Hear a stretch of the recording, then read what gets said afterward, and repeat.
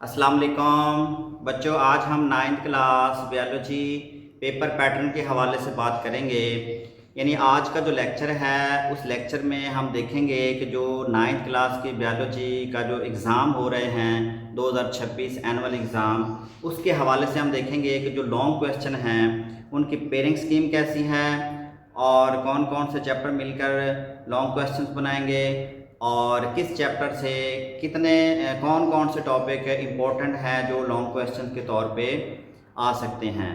तो बच्चों, biology ninth की कंप्लीट पेयरिंग स्कीम मैंने अपने यूट्यूब चैनल पे अपलोड की हुई है। अगर किसी ने देखना हो किस चैप्टर से कितने शॉर्ट क्वेश्चंस आ रहे हैं, कितने लॉन्ग क्वेश्चंस आ रहे हैं और किस चैप्टर से कितने मार्क्स का पेपर बन रहा है, तो आप मेरे यूट्यूब चैनल पे जाके पेयरिंग स्कीम का कंप्लीट लेक्चर देख सकते हैं। लेकिन आज के लेक्चर में हम सिर्फ़ और सिर्फ लॉन्ग क्वेश्चन पे फोकस करेंगे। हम देखेंगे कि जो एनुअल एग्ज़ाम 2026 है नाइन्थ क्लास का, उसमें हम देखेंगे कि जो बायोलॉजी का पेपर है वो किस किस चैप्टर से लॉन्ग क्वेश्चंस आएंगे और उस चैप्टर के अंदर हम डिटेल में देखेंगे कि उस चैप्टर के अंदर कौन कौन से टॉपिक ज़्यादा इम्पोर्टेंट हैं। जो एवरेज बच्चे या कमज़ोर बच्चे पूरा चैप्टर तैयार नहीं कर सकते तो वो चंद एक टॉपिक तैयार कर लें तो इंशाल्लाह उनके उन्हीं में से लॉन्ग क्वेश्चंस अटैम्प्ट हो जाएंगे। तो बच्चों, अब आते हैं लेक्चर की तरफ।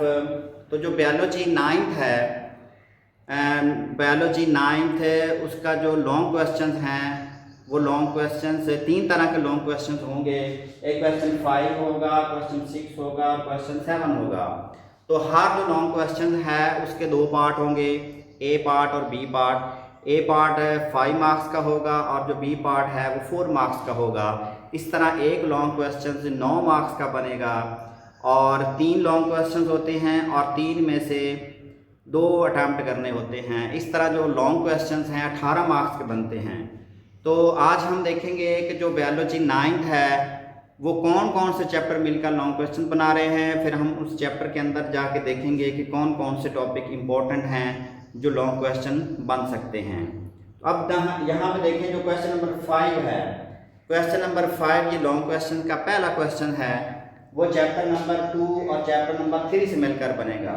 यानी चैप्टर 2 से ए पार्ट आएगा और जो चैप्टर 3 है उसमें से बी पार्ट आएगा।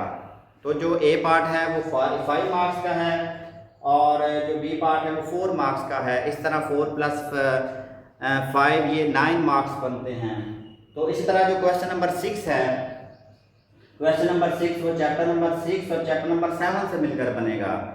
तो इस तरह जो चैप्टर नंबर 6 है उसमें से ए पार्ट आएगा और जो चैप्टर नंबर 7 है उसमें से बी पार्ट आएगा। तो इसी तरह जो क्वेश्चन नंबर 7 है, क्वेश्चन नंबर 7 है चैप्टर 9 और चैप्टर 10 से मिलकर बनेगा।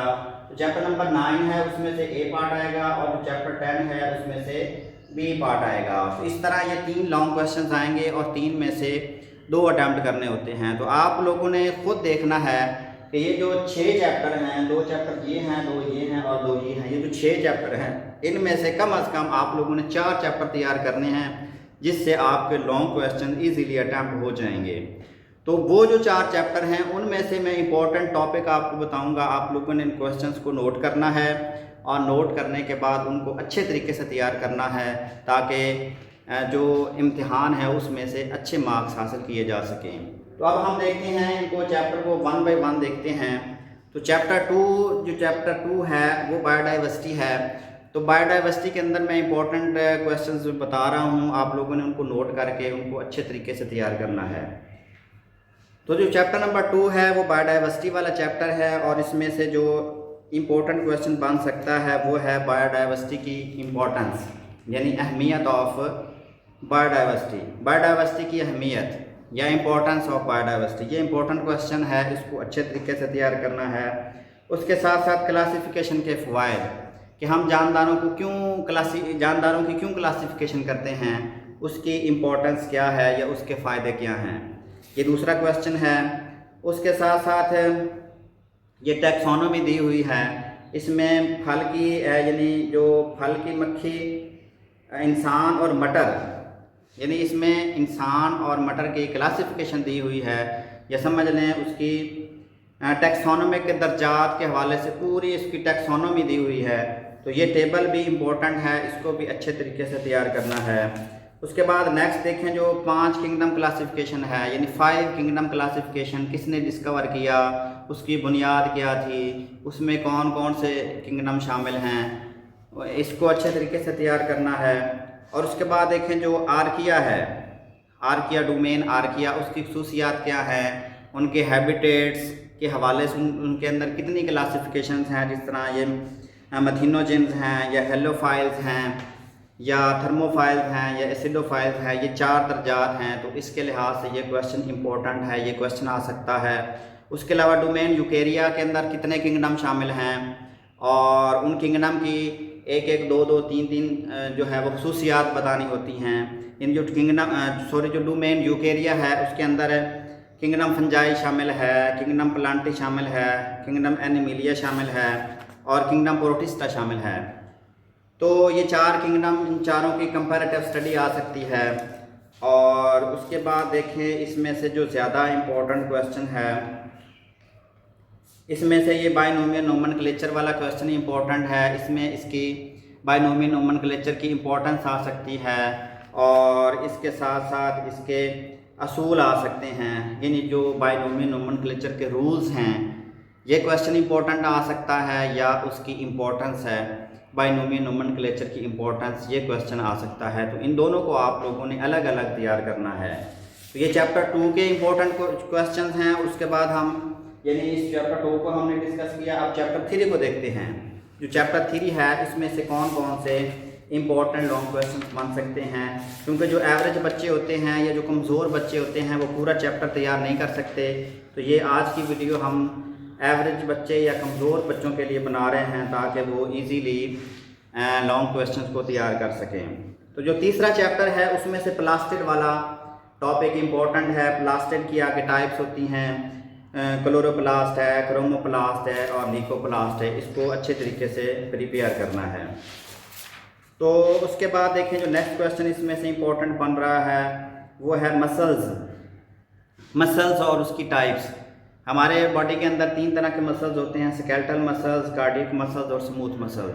तो इन तीनों की थोड़ी थोड़ी तफसील या उनकी प्रॉपर्टीज़ आ सकती हैं। और उसके बाद नेक्स्ट क्वेश्चन है न्यूरॉन्स वाला। न्यूरॉन्स क्या हैं, ये नर्व सेल्स क्या हैं, उनकी साख्त बयान करें या उनके जो पार्ट्स हैं, बॉडी के पार्ट्स, उनके नाम या उनकी एक्सप्लेनेशन दें। तो ये क्वेश्चन आ सकता है। उसके साथ देखें लीवर सेल्स के बारे में क्वेश्चन आ सकता है कि लीवर सेल्स की साख्त क्या है, वो कैसे काम करता है, इस तरह का क्वेश्चन आ सकता है। तो ये क्वेश्चन थे चैप्टर 3 के। इस तरह आप चैप्टर 2 और चैप्टर 3 इनमें से ये जो मैंने क्वेश्चन बताए हैं इनको अच्छे तरीके से प्रिपेयर करें तो इंशाल्लाह आप लोगों का ये क्वेश्चन अटैम्प्ट हो जाएगा। तो अब दूसरा क्वेश्चन है उसकी तरफ आते हैं, यानी चैप्टर 6 और चैप्टर 7 की तरफ आते हैं। तो चैप्टर 6 की तरफ पहले देखते हैं चैप्टर 6 में से कौन कौन से क्वेश्चंस इम्पोर्टेंट आ रहे हैं या इम्पोर्टेंट आ सकते हैं। तो जो चैप्टर 6 है वो बायोमॉलिक्यूल्स वाला चैप्टर है। तो इसमें जो पहला टॉपिक है कार्बोहाइड्रेट्स। तो बच्चों कार्बोहाइड्रेट्स इम्पोर्टेंट है क्योंकि कार्बोहाइड्रेट्स के अंदर मज़ीद टॉपिक्स हैं, यानी कार्बोहाइड्रेट्स की टाइप्स आ सकती हैं, जिस तरह मोनोसेकेराइड है, डाइसेकेराइड है या पॉलीसेकेराइड है। इनका कंपैरेटिव स्टडी या कंपैरेटिव क्वेश्चन पूछा जा सकता है। उसके अलावा कार्बोहाइड्रेट्स के ज़राए और उनके इस्तेमालात, यानी हमारी बॉडी के अंदर कार्बोहाइड्रेट्स का फंक्शंस क्या है, ये क्वेश्चन आ सकता है। और उसके बाद देखें प्रोटीन्स वाला टॉपिक है। तो प्रोटीन्स वाले टॉपिक में चूँकि हम सिर्फ लॉन्ग क्वेश्चन पे फोकस कर रहे हैं तो इसमें जो फंक्शंस ऑफ प्रोटीन यानी प्रोटीन के ज़राए और प्रोटीन के इस्तेमालात, ये इम्पोर्टेंट लॉन्ग क्वेश्चन है। इसके आप लोगों ने 5-6 पॉइंट लिखने होते हैं। उसके बाद नेक्स्ट क्वेश्चन की तरफ आएँ जो लिपिड्स वाला टॉपिक है। लिपिड्स में भी आप लोगों ने लिपिड्स के सोर्सेज और लिपिड्स के इस्तेमालात, सोर्सेज और इस्तेमालात यानी सोर्सेज और यूजेस या एप्लीकेशंस, यानी उसके ज़राए और इस्तेमालात, ये इंपॉर्टेंट क्वेश्चन है। इसको आप लोगों ने अच्छे तरीके से तैयार करना है। उसके अलावा इसी चैप्टर में एक इम्पॉर्टेंट क्वेश्चन आ रहा है डीएनए की स्ट्रक्चर ऑफ डीएनए, यानी वाटसन और क्रिक मॉडल बयान करें। जो वाटसन और क्रिक ने जो डीएनए की स्ट्रक्चर डिस्क्राइब की थी उसको एक्सप्लेन करें। वाटसन एंड क्रिक मॉडल आ सकता है। और उसके साथ साथ RNA क्या है, RNA की मुख्तलिफ टाइप्स, मुख्तलिफ उसकी टाइप्स बताएं, यानी मैसेंजर RNA, ट्रांसफ़र RNA और राइबोसोमल RNA। तो ये वाले क्वेश्चंस इंपॉर्टेंट थे 6 चैप्टर के। अब आगे हम 7 चैप्टर की तरफ आते हैं। तो जो 7 चैप्टर है उस चैप्टर का नाम है इंजाइम। तो इंजाइम वाले चैप्टर में कौन कौन से इंपॉर्टेंट क्वेश्चंस आ सकते हैं, तो इसमें देखें जो इंजाइम के मेन जो इसका इम्पोर्टेंट क्वेश्चन है वो इंजाइम के यूजेस हैं, यानी इंजाइम के इस्तेमालात कि इंजाइम को हम कहाँ कहाँ इस्तेमाल करते हैं।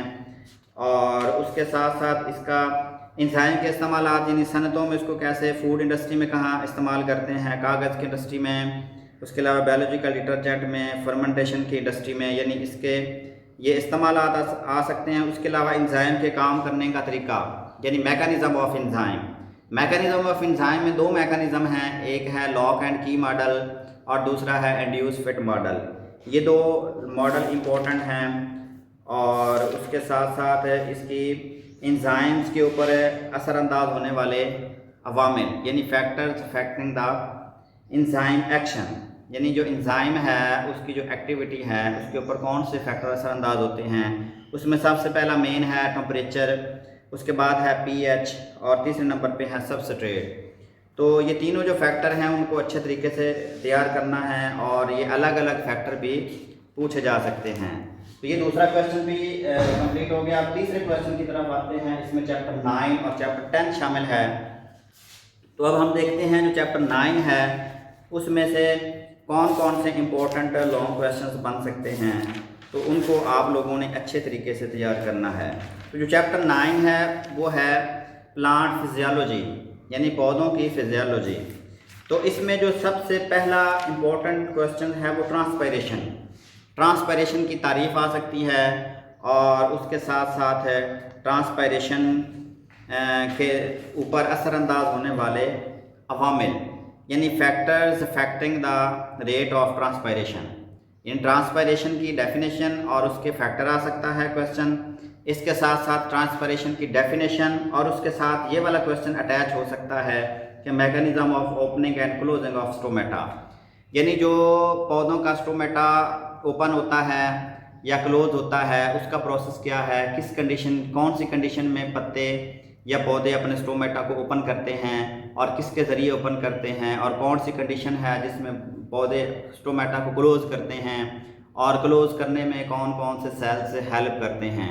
यानी opening and mechanism of opening and closing of stomata ये इंपॉर्टेंट लॉन्ग क्वेश्चन है। उसके अलावा factors affecting the rate of transpiration ये इंपॉर्टेंट लॉन्ग क्वेश्चन आ सकता है। उसके अलावा प्रेशर फ्लो मैकेनिज्म ये वाला भी इंपॉर्टेंट लॉन्ग क्वेश्चन है, इसको भी अच्छे तरीके से तैयार करना है। और उसके साथ साथ आप देखें जो लास्ट पे वेरी इंपॉर्टेंट जो क्वेश्चन है वो है osmotic adjustment of in plants, यानी जो पौधों में ऑस्मोटिक मुताबिकतें हैं। इसके लिहाज से पौधों की 4 टाइप्स होती हैं। इसमें पहला देखें मीजोफाइट्स हैं, दूसरा है हेड्रोफाइट्स हैं, तीसरा जीरोफाइट्स हैं और चौथा हेलोफाइट्स हैं।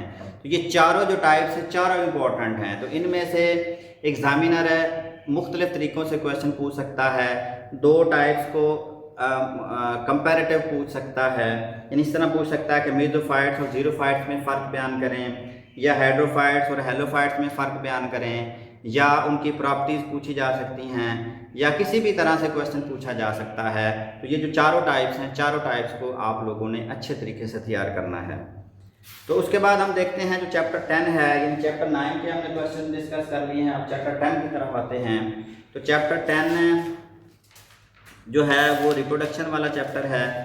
तो रिप्रोडक्शन इन प्लांट्स, तो प्लांट में रिप्रोडक्शन कैसे होती है, इसमें सबसे पहला जो इम्पोर्टेंट क्वेश्चन है वो है बाइनरी फिशन, यानी बाइनरी फिशन जो है वो रिप्रोडक्शन किस जानदार में होती है या कौन से जानदार बाइनरी फिशन के ज़रिए रिप्रोडक्शन करते हैं, और ये बताना है। और साथ साथ उनकी डायग्राम भी बताने हैं, जिस तरह बैक्टीरिया है या अमेबा है या पैरामेशियम है, ये सारे के सारे वो बाइनरी फिशन के ज़रिए रिप्रोडक्शन करते हैं, तो उनको थोड़ा सा एक्सप्लेन करना होता है।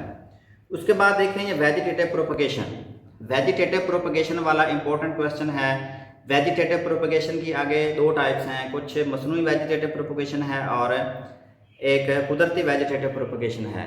तो कुदरती वेजिटेटिव प्रोपगेशन के भी आगे टाइप्स हैं, जिस तरह स्टोलोन है या ट्यूबर है या राइजोम है या बल्ब है या कोरम है या पत्तों के ज़रिए रिप्रोडक्शन है या जिसमें शक्कर है, पत्तों के ज़रिए यानी जो ब्रायोफाइलम का पौधा है जो पत्तों के ज़रिए रिप्रोडक्शन करता है, तो ये है कुदरती वेजिटेटिव प्रोपगेशन। तो कुदरती वेजिटेटिव प्रोपगेशन जिसमें ये 5-6 हमने देखे हैं, इनमें से 2 पूछी जा सकती हैं या 3 पूछी जा सकती हैं। तो इन सब को आप लोगों ने अच्छे तरीके से तैयार करना है। उसकी बतानी है कि उसकी जो वेजिटेटिव प्रोपगेशन है वो किसके ज़रिए रिप्रोडक्शन करता है, तने के ज़रिए करता है, जड़ के ज़रिए करता है या पत्तों के ज़रिए करता है, उसके साथ उसकी एग्जांपल्स आपने बतानी है। उसके बाद यही क्वेश्चन है मसनूई वेजिटेटिव प्रोपगेशन वाला भी पूछा जा सकता है, जिसमें कटिंग है यानी कलमकारी वाला टॉपिक है या पैबंदकारी यानी ग्राफ्टिंग है, तो ये वाला क्वेश्चन भी पूछा जा सकता है। उसके बाद इसका जो इम्पोर्टेंट क्वेश्चन है यानी सेक्सुअल रिप्रोडक्शन है, इसमें जो सेक्सुअल रिप्रोडक्शन में जो इम्पोर्टेंट पार्ट है पौधे का वो फ्लावर होता है। तो फ्लावर के जो पार्ट्स हैं वो क्वेश्चन पूछा जा सकता है कि जो पार्ट्स ऑफ फ्लावर यानी जो पौधा है, पौधे के जो फूल होते हैं उसके कितने हिस्से होते हैं। तो ये क्वेश्चन आ सकता है 5 मार्क्स का या 4 मार्क्स का। तो इसके 4 पार्ट्स होते हैं, जिसमें किलेक्स है, करोला है, ड्रोशियम है या गायनेशियम है। तो उनके आगे मज़ीद उसकी डिटेल बताई हुई है और साथ में इसकी डायग्राम भी बतानी होती है। तो एंड पे ये क्वेश्चन भी पूछा जा सकता है कि स्टेजेस ऑफ लाइफ साइकिल, कि जो पौधा मतलब रिप्रोडक्शन करता है या लाइफ साइकिल की कितनी स्टेजेस होती हैं, ये क्वेश्चन भी पूछा जा सकता है। तो इस चैप्टर के बायोलॉजी के अगर किसी टॉपिक की आपको समझ ना आ रही हो तो यूट्यूब के ऊपर मैंने इन सब टॉपिक्स के लेक्चर अपलोड किए हुए हैं। तो अगर आपको हेल्प चाहिए तो आप यूट्यूब के ऊपर जाकर मेरे ये लेक्चर सुन सकते हैं। अगर किसी जगह पे कन्फ्यूजन हो तो आप कमेंट सेक्शन में जाके क्वेश्चन पूछ सकते हैं। शुक्रिया।